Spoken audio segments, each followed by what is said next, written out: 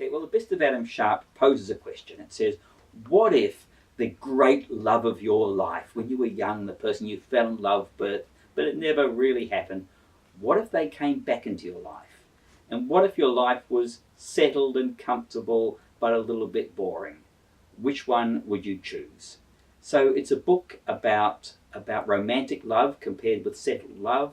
It's a book about how we deal with the past, and because I'm who I am and what I like, it's a book that is full of music and the power of popular music in our lives.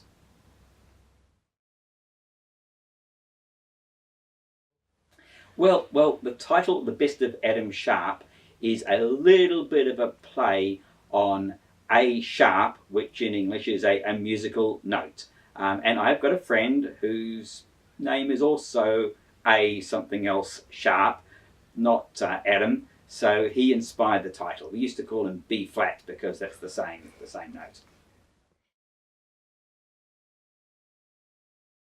Everything in the book is based on real life experiences, including that slightly transgressive sex scene. Except they're not all my personal experiences.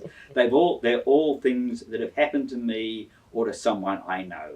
And that's the way I write. I write from life.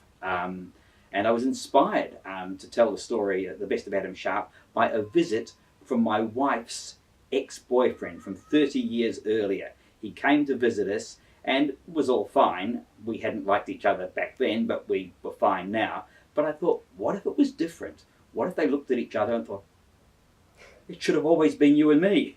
Maybe it could have been a murder story, maybe not, but this is the story I came up with. I got started as a writer because I read a book about making a movie on a very low budget. And I thought this would be a really fun thing to do. So I took an unpublished manuscript that my wife had written. I adapted it as a screenplay. I had no knowledge of this. I was working in technology, but I bought some books about how to write a screenplay. I adapted my wife's story. We got a cameraman. We cast our friends. We made a 90-minute movie, and it was truly terrible. But a well-known producer in Australia saw it, and she said, well, it's a terrible movie, but at least the screenwriter had some skills. And the screenwriter was me. I thought, wow, I could be this. So I quit my job, as you do, and I sold my business, and I went back to school to study screenwriting. And for 5 years, I tried to get a screenplay. I made a screenplay called The Rosie Project. It couldn't get anyone to make it because they all wanted to adapt best-selling novels. So I rewrote it as a best-selling novel. There we go.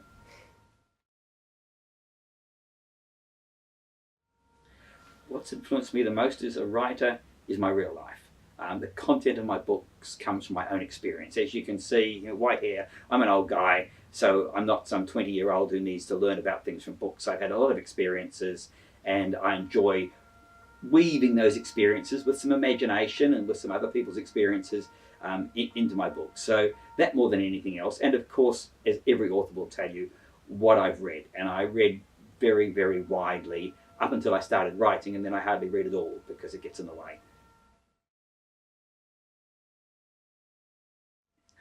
Do I hide secrets in my book that only a few people will find? Maybe not even the translator. So I don't even know if they're there in the French edition. But I think in The Best of Adam Sharp, the clue is you don't need to know this. The story stands without this.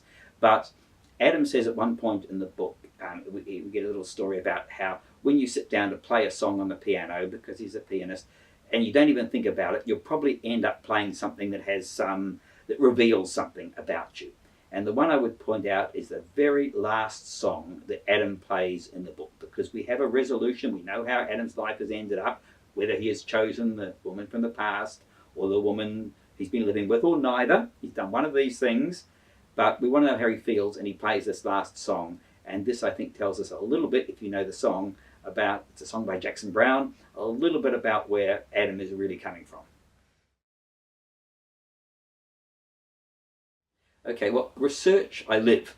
So I have great excuses to go out and do all sorts of things and say to my wife, I'm only researching a book. I mean, every author does this. But that in real life, I'm living experiences. I went to a bar in the American bar at the Savoy Hotel in London 3 times to research a scene for The Best of Adam Sharp. And in the very, very last edit, I took the scene out So I've been to that bar 3 times and tax deducted it, and so on. So real life is my most important research, and I start writing or planning my book without doing any real significant external research. But when you write a book like Adam Sharp, you need to research for the details. So Angelina, the love interest, is wearing a perfume back in 1989. I have to make sure that perfume was available. Adam is a trivia expert on popular music. I've got to make sure I get all the facts right, because there's going to be someone out there who tells me that Herman's Hermits released this song in 1966, not 1967, and they'll write me nasty letters. What is my favourite song? I'm a Bob Dylan fan, and Bob Dylan is and he's got a Nobel Prize now, so it's respectable, at least in some circles. But I'm a very long-standing Bob Dylan fan, and I think his best song is probably a song called Visions of Joanna, but I'm very fond of a song called Angelina, which was part of the input, and it obviously features in the book.